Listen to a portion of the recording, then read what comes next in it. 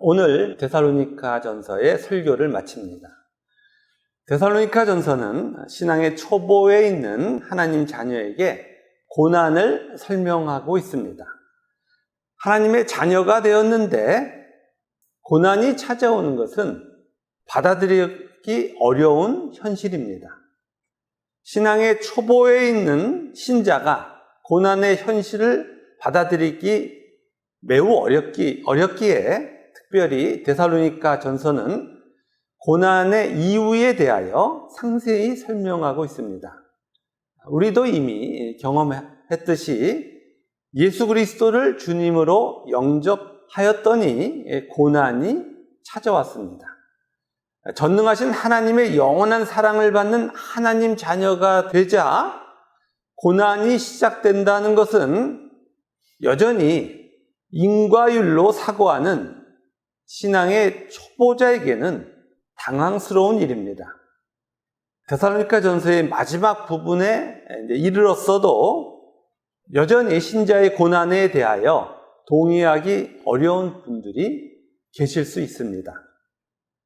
그러나 하나님께서 계속해서 고난에 대한 진리는 반드시 알아야 된다고 말씀하고 계십니다.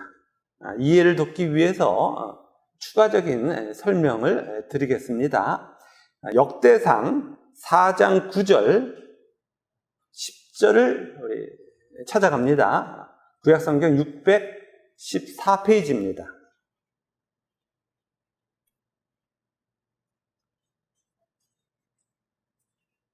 614페이지 역대상 4장 9절 10절을 함께 읽겠습니다. 야베스는 그의 형제보다 귀중한 자라. 그의 어머니가 이름하여 이르되 야베스라 하였으니 이는 내가 수고로이 낳았다 함이었더라.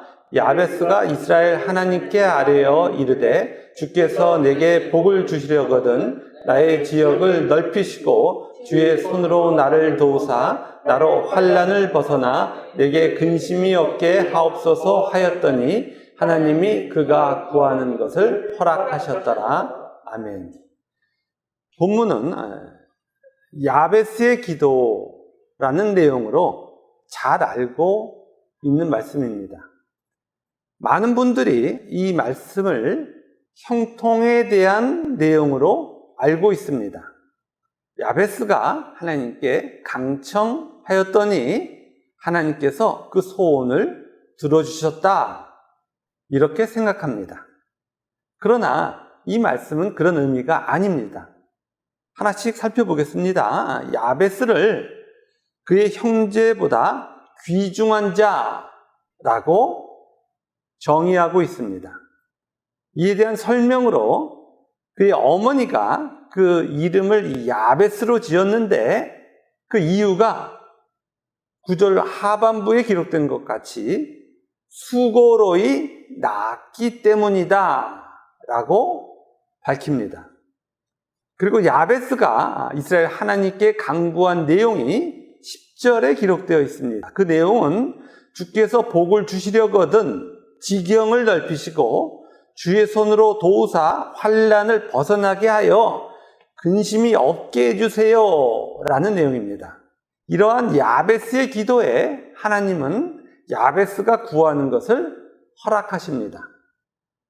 자, 이러한 내용에서 먼저 살펴볼 것은 야베스가 누구냐는 것입니다. 야베스는 어미가 수고로이 낳은 자를 말합니다.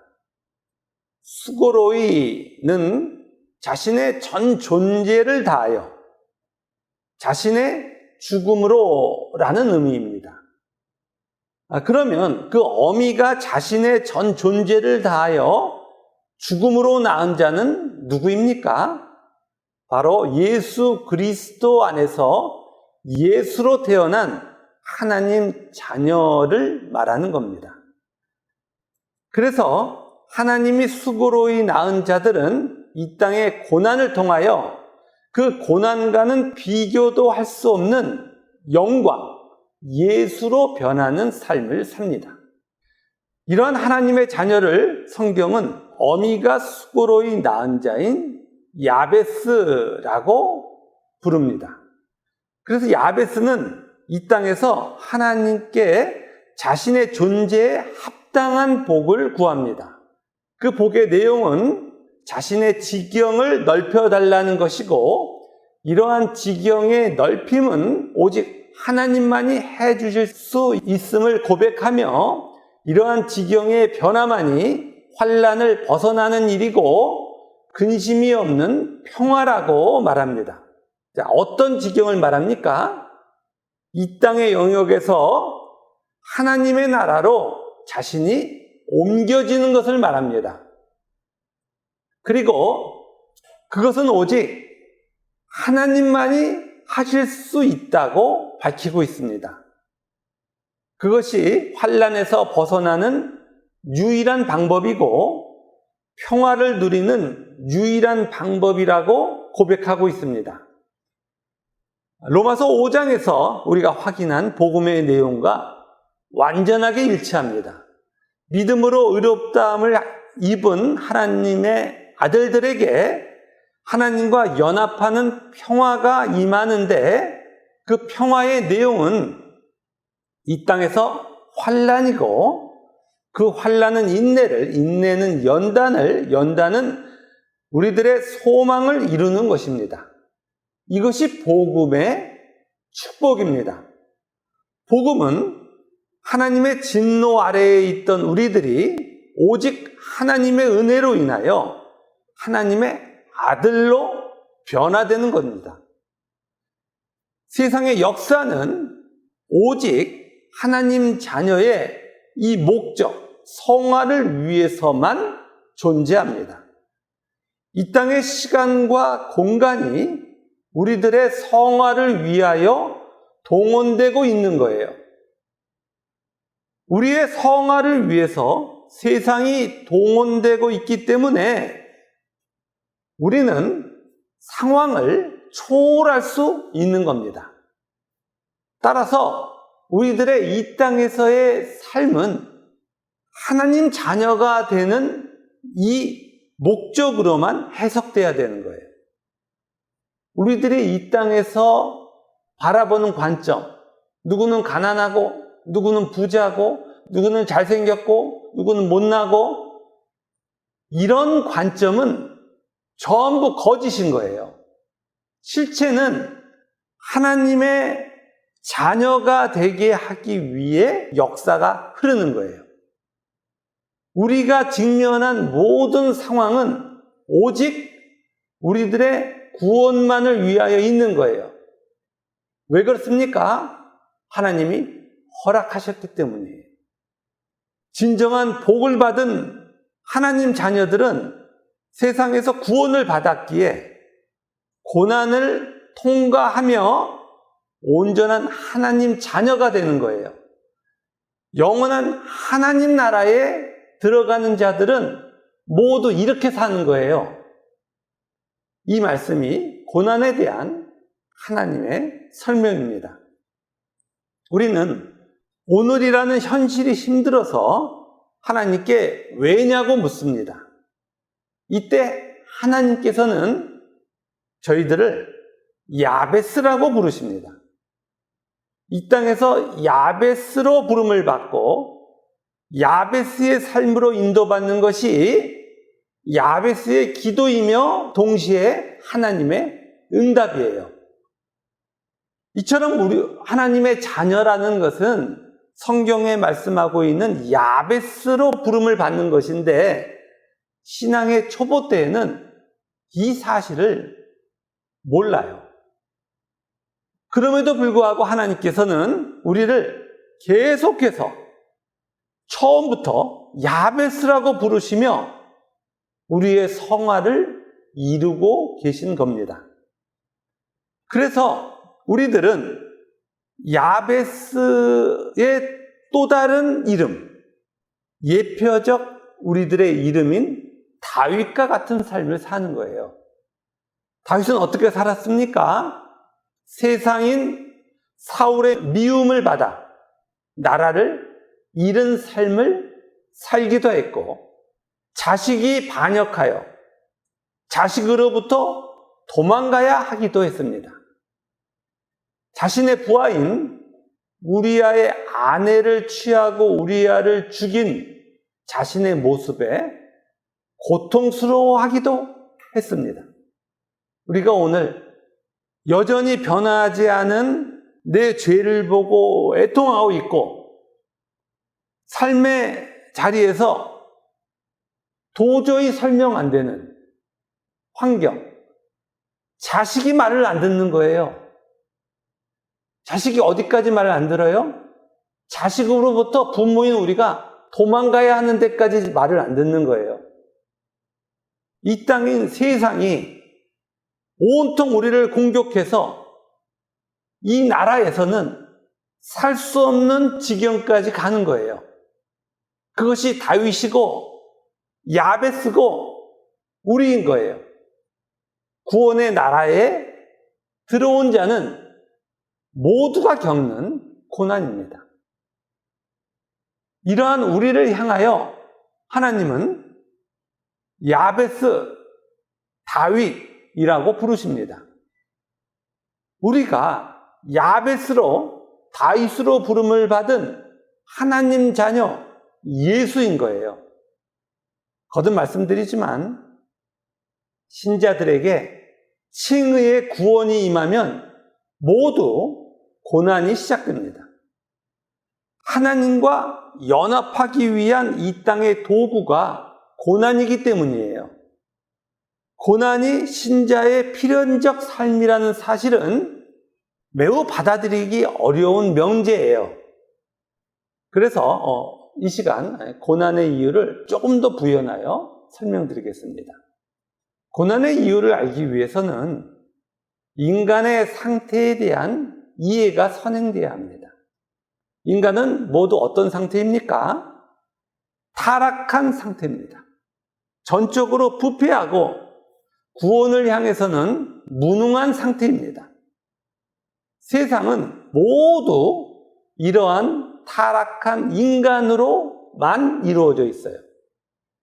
이러한 상황에서 하나님의 은혜로 구원을 받게 되면 구원을 받은 하나님의 자녀는 타락한 세상과 분리가 돼야 돼요.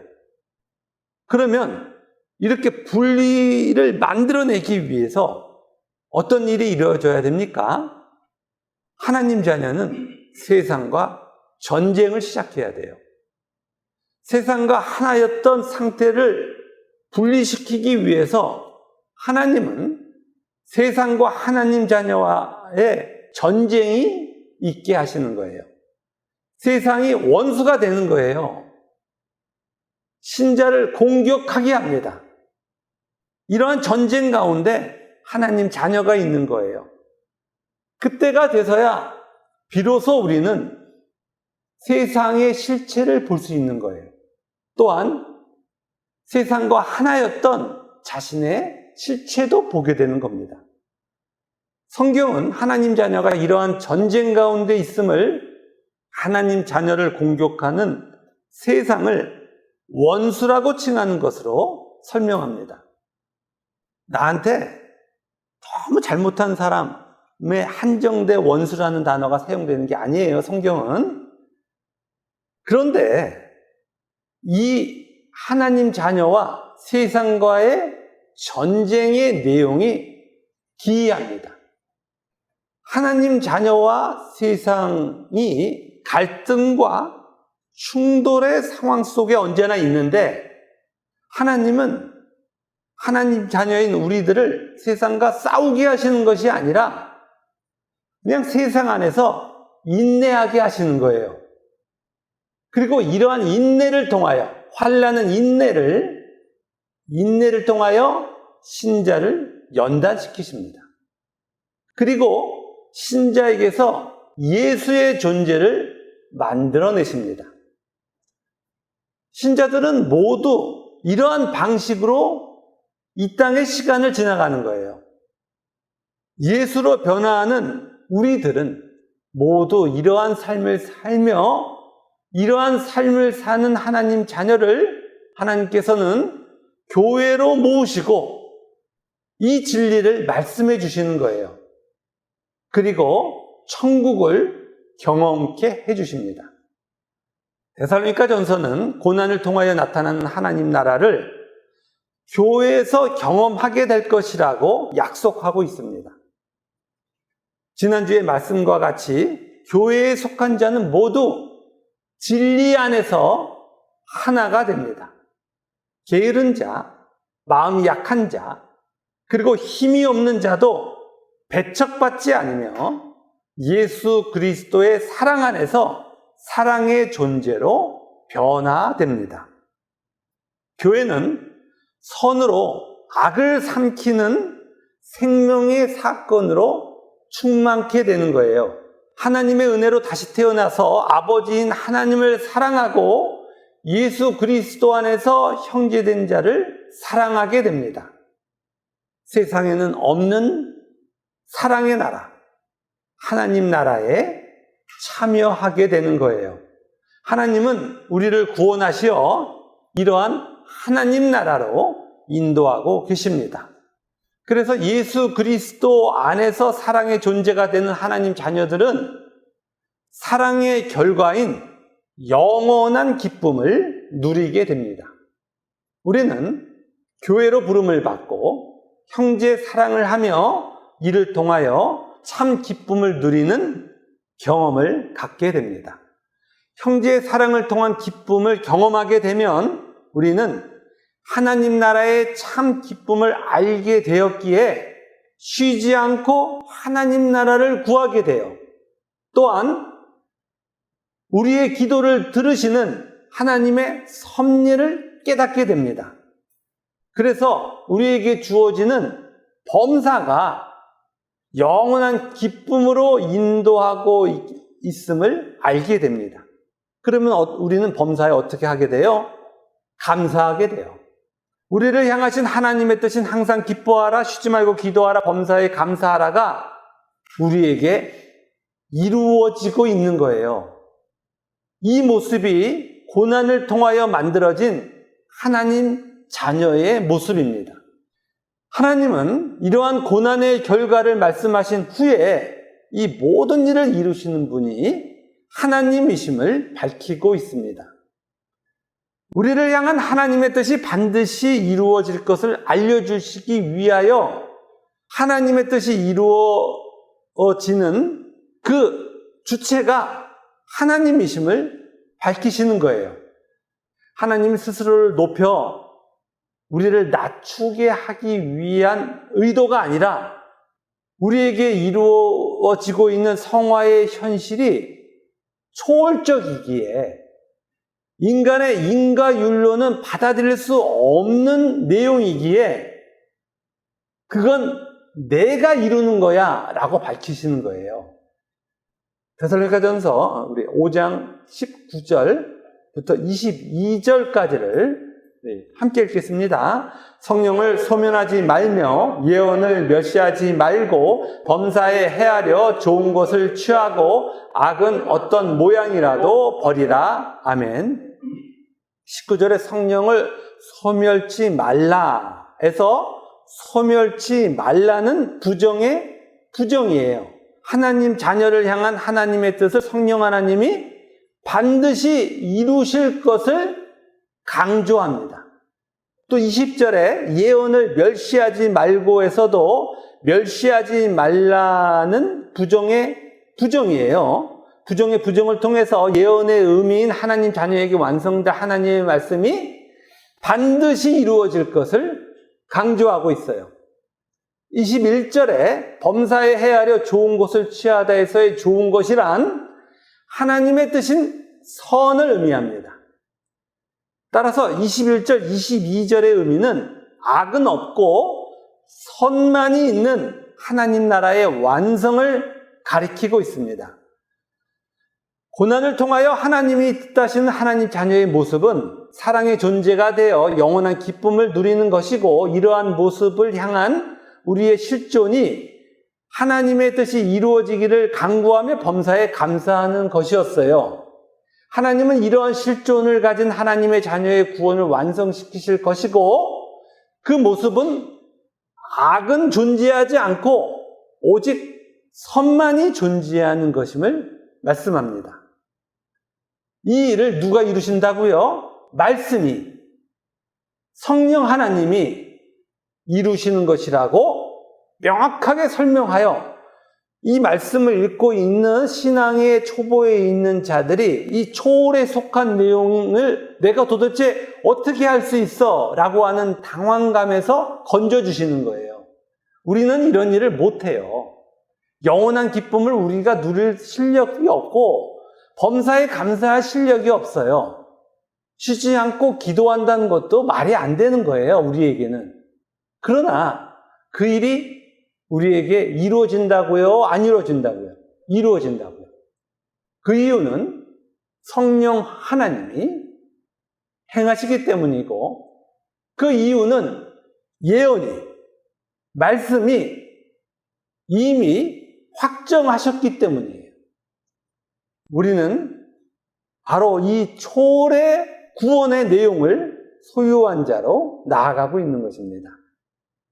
하나님은 이러한 실존을 가진 우리들의 구원을 완성시키실 것이고, 선만이 존재하는 하나님 나라를 이루시는 거예요. 5장 23절의 말씀과 같이 예수 그리스도께서 강림하실 때에 우리는 이러한 완전한 모습으로 만날 것입니다. 우리 5장 23절, 24절도 우리 함께 읽겠습니다.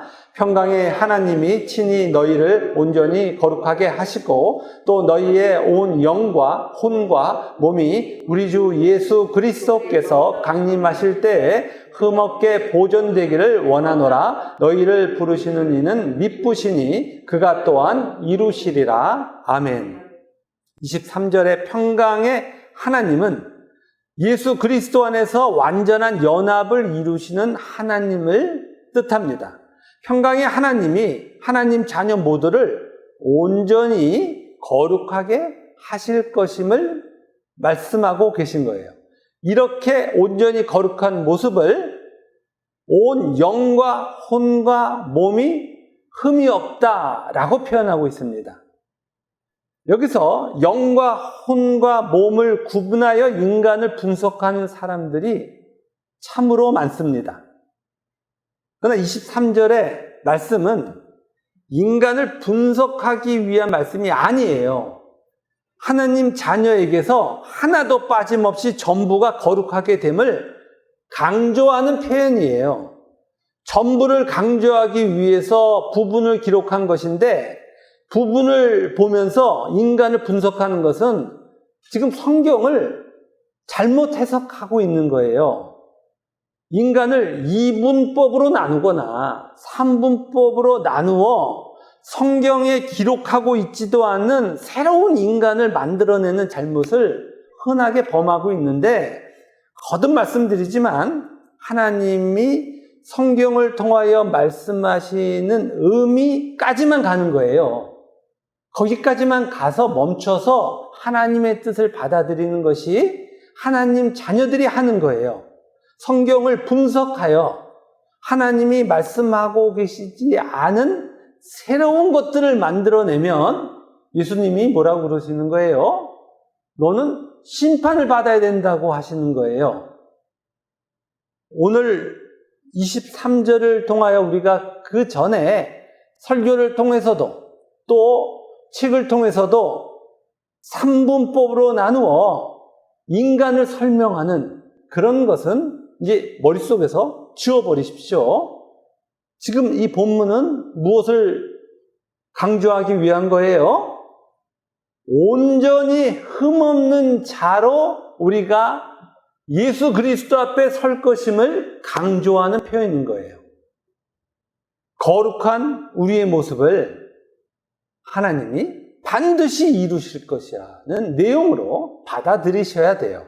자, 이러한 내용을 24절에 너희를 부르시는 이는 미쁘시니 하나님의 미쁘심, 신실하심으로 다시 강조하고 있습니다. 고난의 힘든 가운데서 고난의 이유를 질문하는 하나님 자녀에게 하나님은 고난의 실체인 온전한 거룩을 통하여 답해 주고 계십니다. 이러한 결론 후에 바울은 안부로 편지를 마칩니다.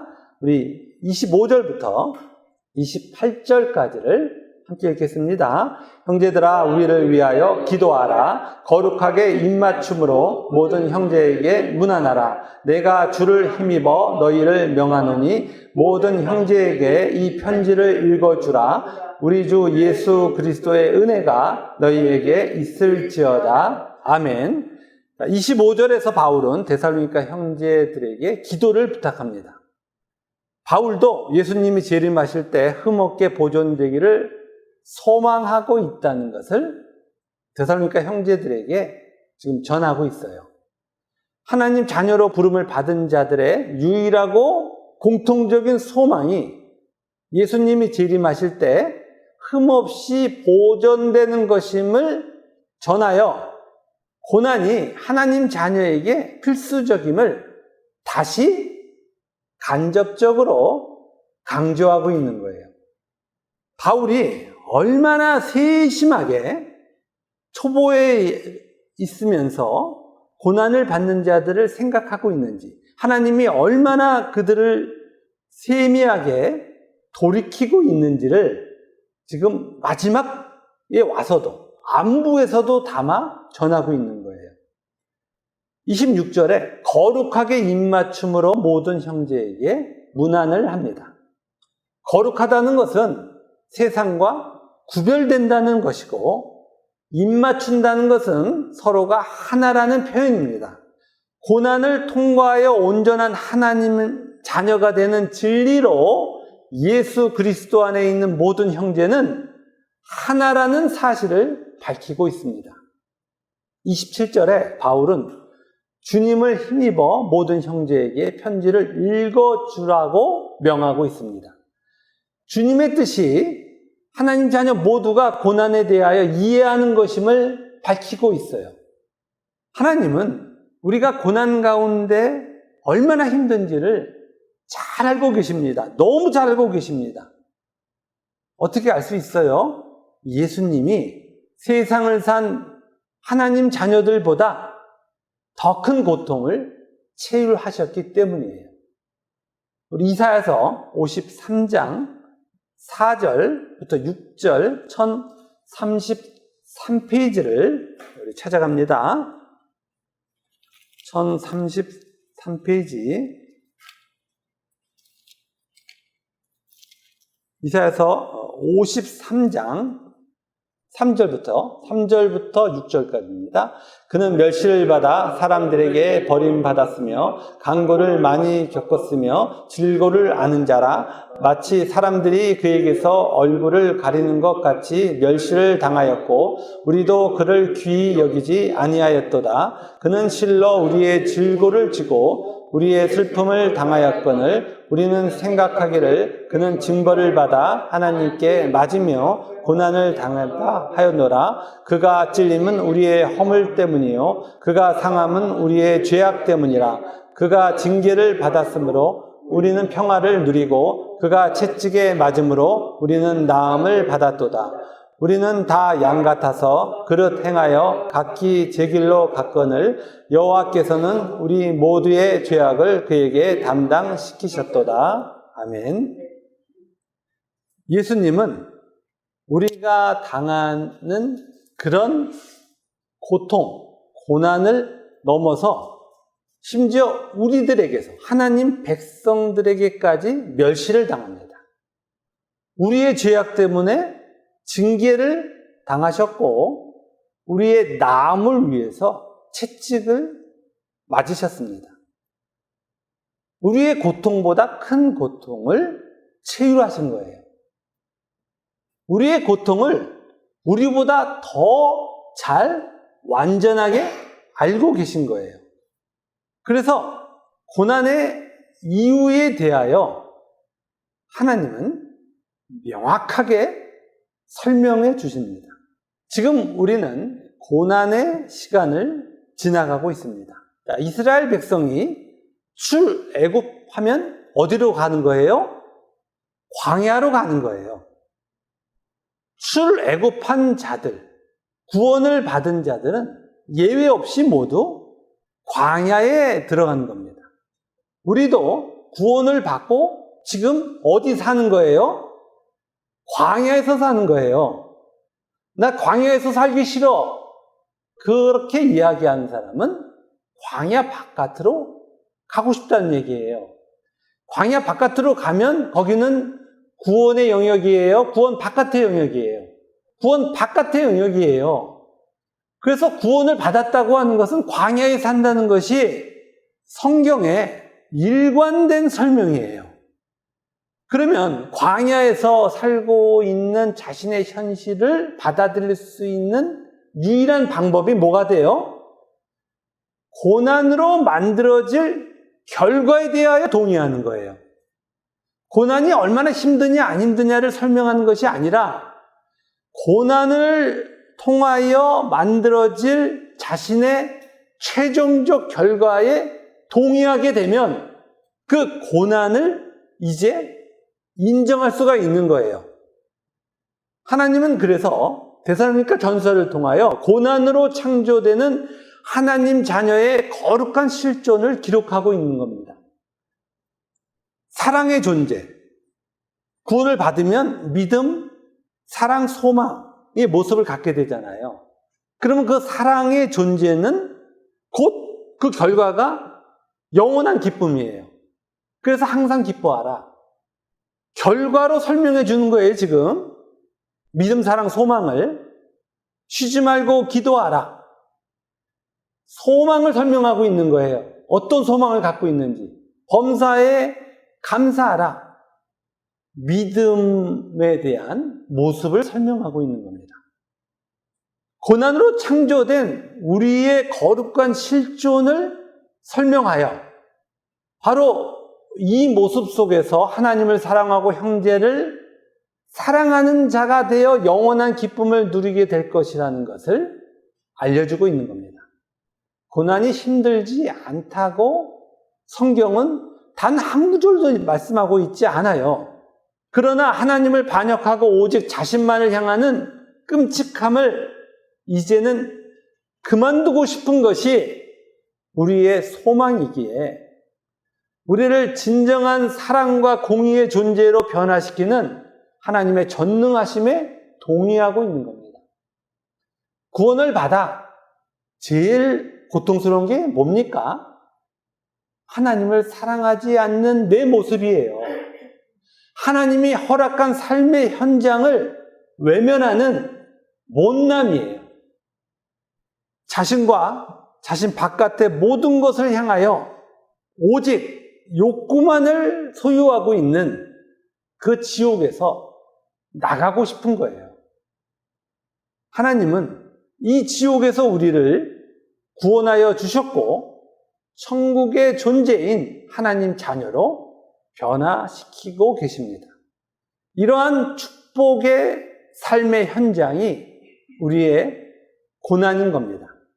우리는 고난의 시간을 지나가면서 하나님이 허락한 천국을 경험합니다. 그 천국은 영원히 함께 살 형제를 만난 겁니다. 믿음이 장성한 자는 끊임없이 용납하며 천국을 향한 여정의 친구가 되어줍니다. 교회에서 있는 놀라운 일은 무엇입니까? 아무도 세상에서 당했던 그 질책, 그 비난이 없다는 거예요. 그 정죄가 없는 거예요. 끊임없이 천국을 함께 가자고 내미는 사랑의 손길만 존재하는 거예요. 하나님 나라 바깥에 사는 자들은 공감하지 못하는 나의 이야기를 이곳에 오면 공감하는 형제가 있는 거예요. 공감을 하는 것을 넘어서 우리는 다 어떤 길을 걸어가고 있습니까? 천국을 향한 길을 손붙잡고 지금 같이 가고 있는 거예요.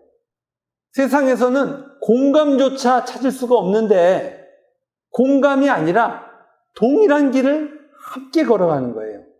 예수 그리스도 안에서 교회는 하나님을 사랑하고 형제를 사랑하는 하나님 나라를 향하여 하나인 존재입니다. 지금 우리 중에는 여전히 게으른 자, 마음이 약한 자, 힘이 없는 자가 있습니다. 그러나 하나님은 그들을 신실하심으로 붙잡아 주실 겁니다. 우리는 진리 안에서 그 손길이 될 것이고 하나님을 사랑하며 형제를 사랑하며 영원한 기쁨을 누릴 것입니다. 이것이 바로 고난의 이유인 거예요. 고난이 없으면 만들어지지 않는 그 영원한 기쁨을 공유하는 자들. 우리는 고난의 공동체이고 영원한 기쁨의 공동체인 겁니다. 세상에서는 존재하지 않기에 상상조차 할 수 없는 그 나라가 지금 우리에게 이루어지고 있는 거예요. 이 나라는 점점 더 구체화될 것이고 우리는 그 구체화되고 있는 삶을 공유하며 형제임을 확인할 것이고 그 형제를 사랑하며 천국을 경험하게 될 것입니다. 이 하나님 나라가 우리의 존재의 영역임을 데살로니가전서의 말씀으로 확인하시고 영원한 하나님 나라를 향하여 나아가시는 우리 모두가 되기를 주님의 이름으로 축원합니다. 아멘.